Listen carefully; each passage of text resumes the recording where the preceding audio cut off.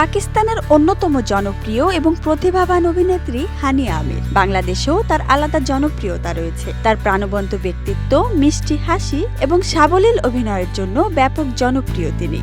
শোবিজে তার পথ চলা শুরু হয় ইউটিউবে ডাব স্ম্যাশ ভিডিও দিয়ে, যা নজরে আসে পাকিস্তানি নির্মাতা ইমরান কাজমির। তার মাধ্যমেই হানিয়া আমির অভিনয় করেন 2016 সালের সিনেমা জানানে। এই সিনেমাতেই তিনি নজর কাড়েন এবং শ্রেষ্ঠ সহ অভিনেত্রীর জন্য লাক্স স্টাইল অ্যাওয়ার্ডের জন্য মনোনয়ন পান।